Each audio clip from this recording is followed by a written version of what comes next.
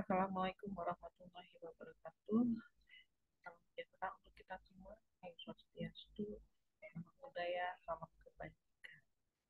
Ini bertemu di pertemuan yang ke-12 mata kuliah manajemen keuangan.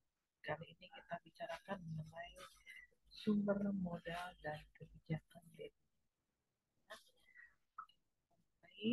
mengenai sumber pendanaan. Sebenarnya sumber pendanaan itu bisa dari internal, bisa dari eksternal. Kalau dari internal, dari perusahaan sendiri, dari dalam, bisa dari modal sendiri ya, kalau itu perusahaan biasa. Tapi kalau berbentuk PT berarti bisa dari laba ditahan atau dari saham ya, pendanaan. Jadi kalau kebutuhan, kalau internal resources ini berasal dari dalam, dengan kata lain dengan menggunakan kekuatan sendiri. Kemudian bagaimana kalau dengan uh, dari luar ya, atau dari yang lain? Di sini ada lagi dana dari dalam perusahaan dapat dibiarkan atau menggunakan laba cadangan dari sebagian besar yang merupakan unsur dana sendiri sebagai sumber dana intern. Misalnya begini, pada saat kebijakan dividen itu kebijakan konstan, jadi kalau ada sisa dari kebijakan dividen, misalnya kebijakan uh, kebijakan dividen, misalnya kebijakan konstan yang digunakan, berarti apabila si perusahaan tadi dia menetapkan konstan dividen 20% seperti itu misalnya, sementara sebenarnya perusahaan mampu untuk memberikan lebih dari dividennya, itu bisa lebih ya, lebih besar dari 20%, tapi karena dia menggunakan kebijakan konstan, berarti konstan tetap digunakan 10% 20% yang dibagi, tapi di sini untuk yang sisanya tadi kelebihannya disimpan. Dana ini merupakan laba cadangan ya, jadi masih masuk ke dalam laba ditahan. Kemudian sumber dana bagi perusahaan dapat dikelompokkan menjadi sumber dana jangka pendek, jangka menengah, dan jangka panjang. Oh, jangka pendek berarti kurang dari 1 tahun, jangka menengah berarti antara 1 sampai 5 tahun ya. Kemudian jangka panjang berarti lebih dari 5 tahun.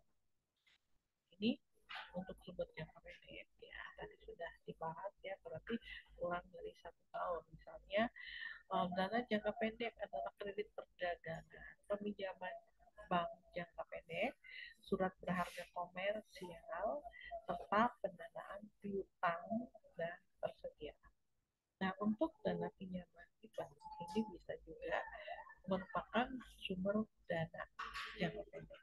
Ya, kredit usaha kecil menengah, karena ini kan lagi digelontorkan sama pemerintah yang jelas di di pos oleh pemerintah untuk menopang untuk UMKM. Kemudian ada kredit tanpa bunga KTA, di mana kredit diberikan jangka pendek biasanya, tapi di sini tidak memiliki agunan, jadi tanpa menggunakan agunan. Kemudian leasing ini adalah sewa beli. Ya, misalkan sewa beli itu ya, mesin fotokopi misalnya ya. Nah, dia menyewa, tapi kalau sudah lunas aturannya sudah menjadi milik yang si pemilik utang tadi. Oke. Kemudian kredit pasar modal. Ini berarti pasar uang. Pasar uang berarti yang di sini berupa valuta asing ya. Kredit tapi berupa valuta asing. Dan letter of credit ini hubungannya dengan ekspor impor ya. Jadi letter of credit ini ibaratnya bank A ada di Indonesia dengan bank B yang ada di sana. Bagaimana mengelola misalnya Amerika ya, kemudian ada yang mengekspor, nanti letter of credit ini pembayarannya di dalam negeri ya, nanti misalnya kita ekspor ke Amerika, nah nanti kita akan kasih minta tolong sama bank X misalnya ya, kan tolong dong sini buka letter of credit atas nama Mr. Brian misalnya. Nah, di situ nanti si Bank X yang di cabang Jakarta sini dia akan memerintahkan pada si uh, Bank X juga, tapi yang di cabang Amerika. Oke, nanti akan dibukakan letter of credit atas nama Mr. Brian. Ya. Nah, nanti Mr. Brian kan akan membayar, karena kita ekspor berarti kita jual kan, berarti di sini Mr. Brian itu akan membayarnya ke Bank X yang di cabang Amerika sana. Nah, nanti dari Bank X yang cabang Amerika akan memberikan atau seperti clearing gitu ya. Jadi akan membayarkannya ke Bank X yang di Indonesia. Jadi Bank X akan memberikan apa namanya, membayar dulu, makanya disebut dengan method of credit, dan nanti akan dilunasi oleh Bank X yang ada di Amerika, semacam clearing seperti itu. Oke, factoring juga ini dana pinjaman dari bank yang factoring. Tapi ini biasanya untuk perusahaan manufaktur. Ini untuk jangka menengah ya. Ini berarti jangka waktunya 1 tahun dan kurang dari 5 sampai 6 tahun. Jenisnya ini ada term loan ya, bisa equipment loan, tapi jangkanya lebih dari 1 tahun. Kemudian sumber jangka panjang ya, ini berarti lebih dari 5 tahun ya. Misalkan kita uh, ingin membuat atau membeli tanah, mesin, pabrik, dan lain-lain. Nah, ini bentuknya adalah bisa hipotek, bisa obligasi. Obligasinya tergantung Anda berutang yang lebih dari 1 tahun ya, di sini tahun, tapi bisa juga jangka panjang ya, obligasi. Kemudian ada hipotek.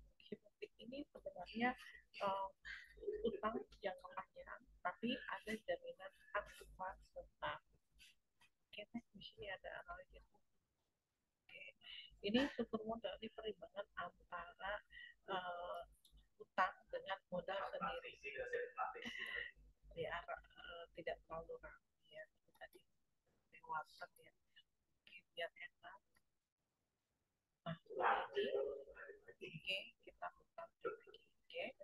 Kemudian ada struktur keuangan. Struktur keuangan ini perbandingan antara jumlah aktiva dengan pasifa. Beda ya, kalau tadi kapital yang ada di pasifa, berarti perimbangan antara modal asing dengan modal sendiri. Modal asing itu adalah utang, itu ada di pasifa, ada pasifa isinya dalam utang. Kalau untuk perbandingan antara pasifa dan aktiva, ini namanya struktur keuangan. Nah, tujuan manajemen sumber modal adalah memadukan sumber dana permanen yang digunakan perusahaan untuk operasionalnya yang akan memaksimalkan nilai perusahaan itu sendiri. Artinya apa? Labanya itu besar. Oke, ini juga sama ya. Yang mempengaruhi struktur modal. Oke, ada beberapa yang mempengaruhi struktur modal. Ini juga ya. Jadi kurang. Mudah-mudahan suara saya terdengar ya. Kita dengar kayak ini sambil saya menggapai momen yang bagus biar Anda mendengar suara saya karena bareng-bareng ya, jadi ada banyak sekali yang sedang saya ya, jadi harap maklum tidak terlalu terdengar ya. Mudah-mudahan saya terdengar ya, mudah-mudahan ya terdengar ya. Oke, nah ini sudah. Oke, kita balik lagi ya. Nah, ini enak ya. Jadi faktor yang mengaruhi struktur modal ada tingkat bunga ya, tingkat bunga. Kenapa? Ada yang namanya biaya modal. Biaya modal ini kalau di dalam perusahaan dividen itu adalah biaya modal, ya kan? Tapi kalau itu berupa hutang, berarti ada yang namanya bunga yang harus dibayar. Oke. Kemudian stabilitas dari perolehan laba ini juga berpengaruh pada struktur modal ya. Ada struktur aktiva ya, kemudian tingkat rasio aktiva, ada sifat manajemen. dan besarnya jumlah. Untuk yang pendekatan dalam supermodal di sini ada menganalisis supermodal, ada 5 pendekatan, yaitu pendekatan laba bersih, laba operasional, pendekatan tradisional, pendekatan FS, dan pendekatan EBIT min EPS. Nah, sekarang yang pertama kali ini untuk pendekatan net income, ya. Net income berarti kan masih ingat ya di dasar akuntansi ya, dari laporan laba rugi, dari mulai penjualan dikurangi HPP ketemu gross profit seperti itu ya. Kemudian dari gross profit ini masih gross atau cost dikurangi dengan biaya biaya operasional menjadi net INI, inilah net operasi ya. Nah, pada pendekatan ini sebagian laba atau pemegang saham dikapitalisasi dengan satu tingkat kapitalisasi yang konstan, yaitu ke biaya modal sendiri. Kalau dibilang kapitalisasi berarti dikalikan dengan berapa persennya, itu tingkat kapitalisasinya adalah persen biasanya ya. Asumsi yang berdasari tingkat net income adalah ada biaya utang dan biaya modal sendiri. Nah, biaya utang ini adalah KL, biaya modal sendiri adalah KE equipment gitu ya, equipment ya. Kalau di sini biaya utang, kenapa KL? KL ini adalah capital liability, capital liability seperti itu yang disebut dengan biaya utang. Oke, ada biaya utang sebelum pajak, ini KB, B ini sebelum pajak ya, before earning, before tax seperti itu. Ini untuk yang asumsinya biaya utang dan biaya modal sendiri konstan walaupun modalnya berubah. Sedangkan untuk yang KB ini lebih rendah dari biaya modal sendiri. Ini, nah seperti ini ya. Ini adalah KE equipment, ini konstan. KI ini juga konstan, ini biaya utang ya. Nah, sedangkan ini KD ya, maksudnya bukan A, bukan KO, ini nggak jelas ya.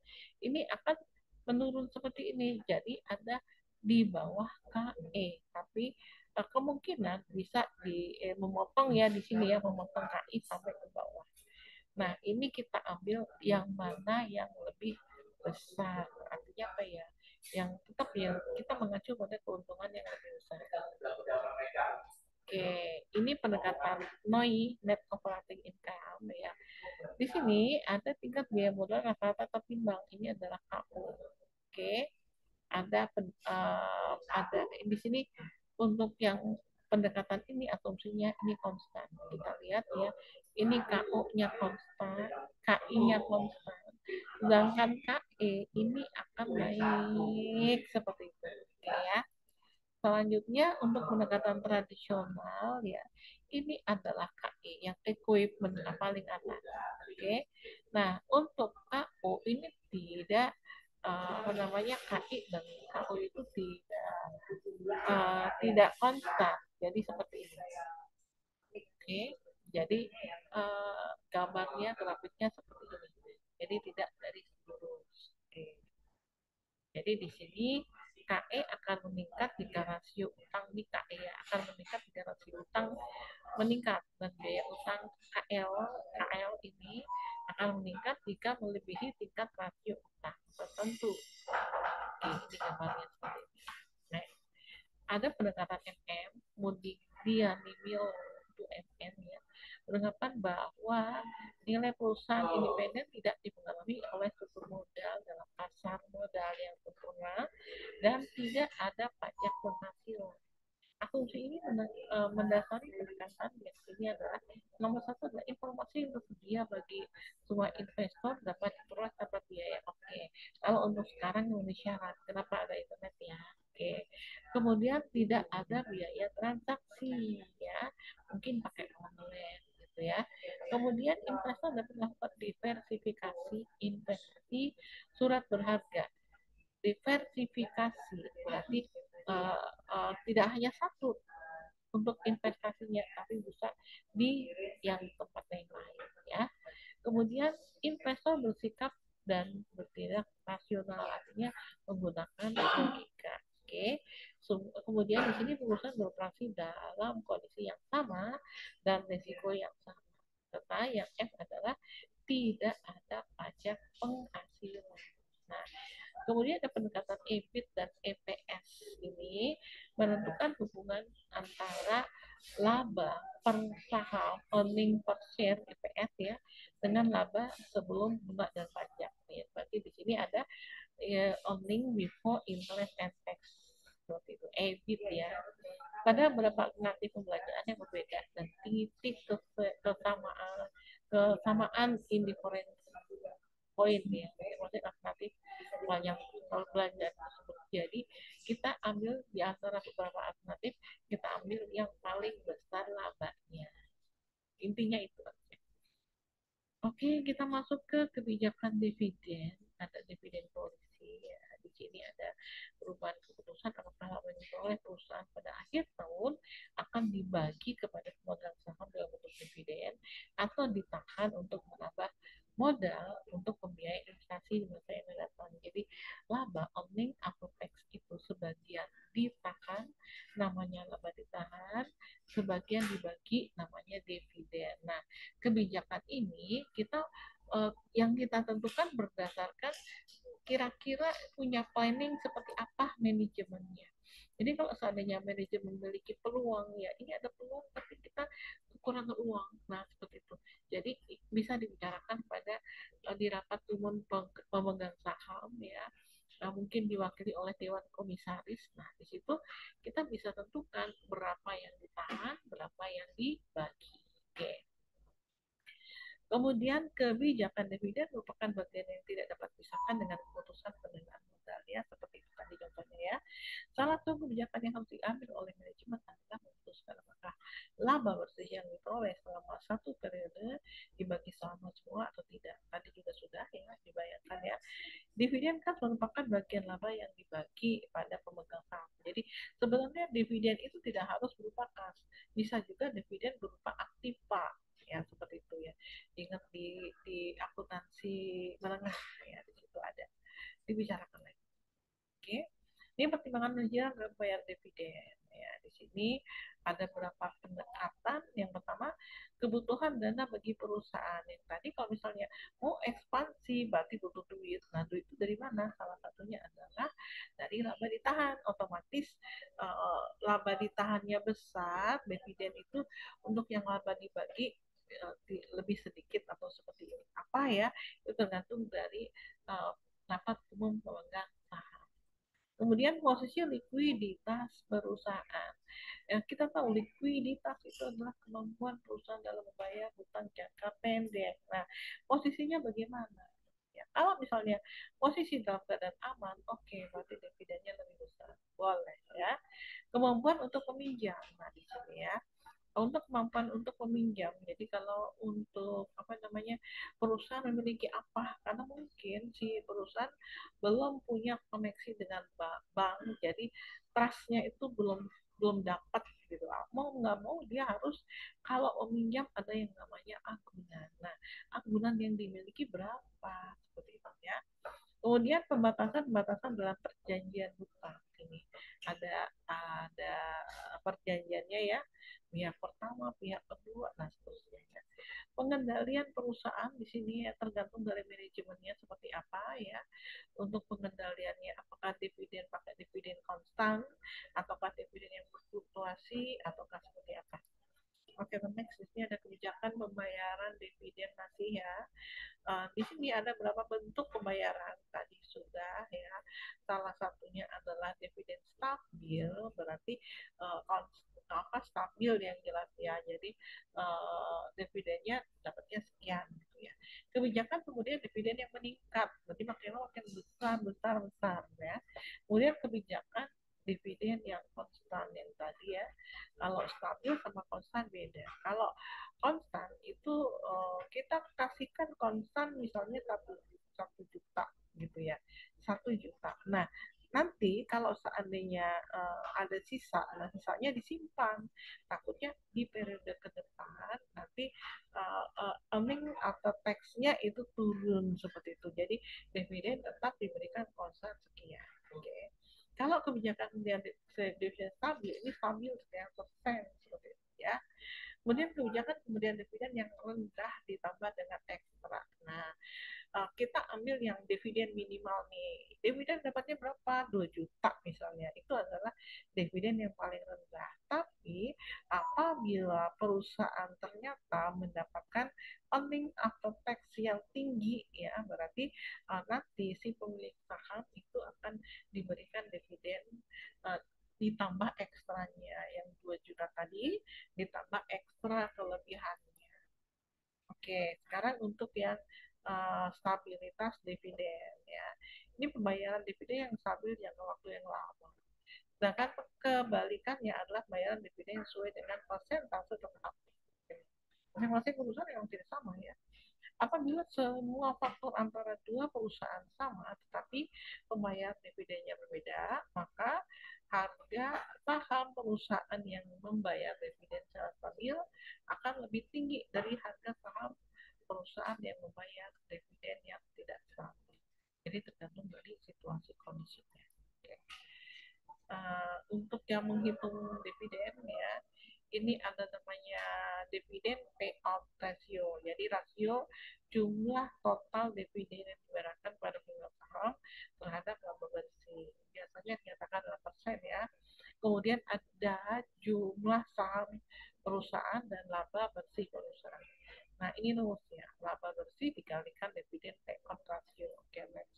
Ini contohnya adalah PT Berkah Maju memiliki ada 15.000 lembar. Ini adalah yang 15.000 tadi punya si Arka 7.000, Bobby 5.000, Chandra 3.000 lembar saham. Jadi totalnya adalah 15.000 lembar. Nah, perusahaan ini berhasil menghasilkan laba bersihnya ada 300 juta pada akhir tahun 2021. Nah, kebijakan pembagian saham adalah 20% dari laba bersih. Nah, sekarang kita hitung berapakah dividennya. Kan 20% kali 300 juta. Jadi ini ya, dividen laba bersih kali dividen payout ratio-nya. Berarti yang akan dibagi ada 60 juta. Nah, sekarang dividen yang beredar itu kan 15.000 di sini ya. Ada punya Arka, Mopi, dan Chandra. Totalnya ada 15.000. Jadi, dividen per sahamnya ada 60 juta dibagi 15.000. Ya, jadi ada 4.000 per lembar saham. Sekarang pembagian masing-masingnya berapakah punya Arka? Arka memiliki 7.000 lembar saham. Berarti di sini dikalikan dengan per sahamnya 4.000, jadi 28 juta. Untuk Bobby juga sama ya, karena dia memiliki 5.000 lembar, berarti 5.000 kali 4.000 yang dari sini. Oke, jadi ada 20 juta. Sedangkan Chandra 3.000 lembar kali 4.000 lembar saham, jadi ada 12. Oke, next. Perhatikan tanggal-tanggal pembagian saham. Yang pertama, announcement. Announcement itu pengumuman, tanggal pengumuman. Saat diumumkan mereka akan pembagian dividen. Oke, kemudian kemudian dividen sini adalah tanggal terakhir bagi investor yang ingin membeli saham tertentu dan berhak mendapatkan dividen perusahaan yang telah diumumkan. Kata lain, di sini investor berhak menerima dividen adalah mereka yang telah membeli saham hingga paling lambat pada complete. Jadi dia sudah punya punya saham PTX misalnya, tapi dia ingin membeli lagi seperti itu ya, membeli lagi. Nah, ini uh, come date-nya, jadi batas dari pembelian sampai ke karena kita akan bagi ya, akan bagi dividennya, jadi ada come date-nya, jadi batas pembelian terakhir. Selanjutnya ada ex date atau ex dividend. Jadi satu hari setelah come date yang tadi disebut sebagai ex date atau ex dividend ya. Ex date adalah hari pertama penjualan saham yang tidak terikat dengan pembagian saham. Oke. Jadi investor yang baru membeli saham pada ex date tidak berhak menerima saham tersebut. Sekarang ada recording date.